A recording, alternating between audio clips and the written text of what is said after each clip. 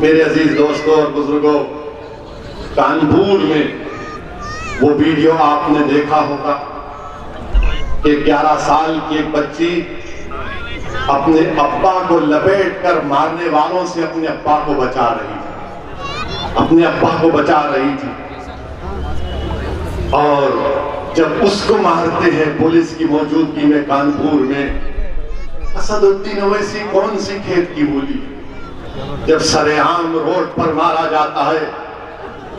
اس بچی کے ذہن میں کیا بیٹھا ہوگا کہ میں جب 11 سال کی تھی تو موت نے میرے ابا کو لپیٹ کر مارنا شروع کر دیا۔ مگر میں اس بچی کو ایک پیغام دینا چاہتا ہوں کہ اس نے اپنے باپ کو جو بچانے کی کوشش کی، اس نے شہزادی جنت حضرت فاطمہ کی سنت پر عمل کیا،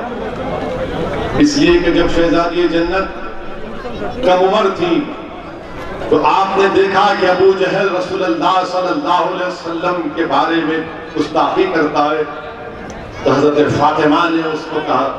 کو کہا تھا کہ تو میرے ابا محمد مصطفیٰ صلی اللہ علیہ وسلم کی شان میں گستاخی کرنے کی جرات کرتا ہے۔ میں سلام کرتا ہوں اس بچی کی جرات کو، اور اللہ سے دعا کرتا ہوں کہ اللہ اسے اور بچیاں پیدا کرے جو اپنی باپ کی حفاظت کریں گے انشاءاللہ۔ مگر جب وہ حادثہ ہوا تھا اسد الدین اویسی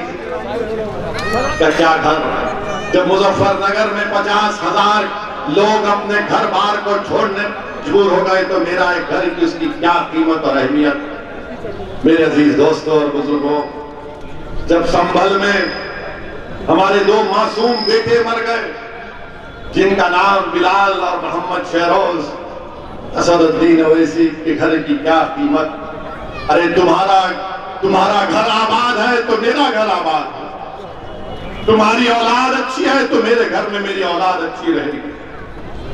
تم کو انصاف ملے گا تو مجھے بھی ملے گا، مگر میرے گھر پر حملہ، کوئی بات نہیں، تم کیا کیا کرنا چاہے کر لو، میرے قدم ڈگمگانے والے نہیں ہیں، میرے قدم ڈگمگانے والے نہیں ہیں۔ یاد رکھو، اگر تم اس طرح کی بزدلوں کی حرکت کر کے سمجھتے ہو کہ اسد الدین اویسی کے قدم ڈگمگائیں گے تو یاد رکھو، موت مجھے روک سکتی، تمہارے یہ اس طرح کی حرکتیں مجھے نہیں روک سکے گی انشاءاللہ۔ اور میں آپ سے وعدہ کر کے جا رہا ہوں کہ اللہ سبحانہ وتعالیٰ نے نبی پاک صلی اللہ علیہ وسلم کے صدقے اور طفیل میں اور اہل بیت کے صدقے اور طفیل میں اللہ نے مجھے اگر کچھ بھی صلاحیت دی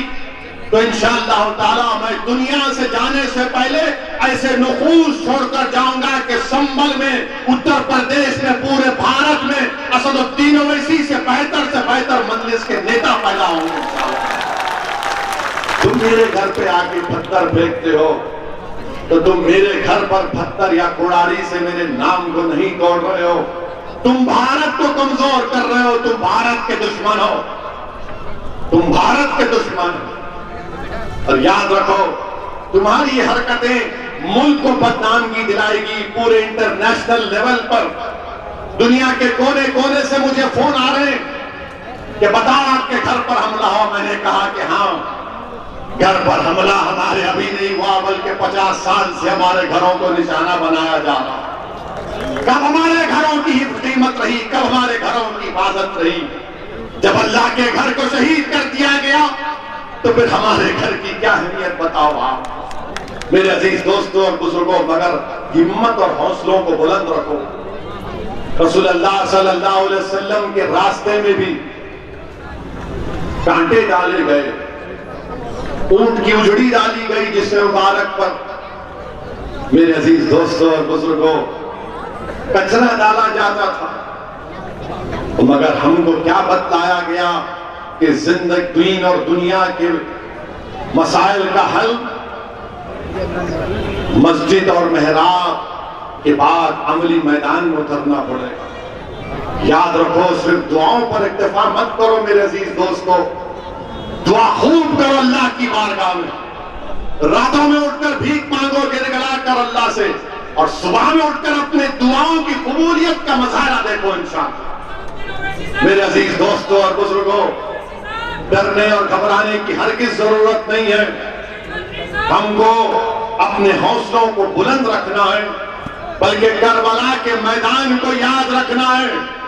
لوگ اسد الدین اویسی سے آ کر پوچھتے کہ تم 19% لوگوں کے انصاف کی بات کر رہے ہو، تم کس سے مقابلہ کرنے جا رہے ہو؟ تم کو اندازہ ہے بی جے پی ہے، سنگ پریوار ہے، سماجوادی ہے، بی ایس پی ہے۔ تو میں کہتا ہوں کہ امام حسین کے سامنے بھی یہ سوال کیا گیا تھا،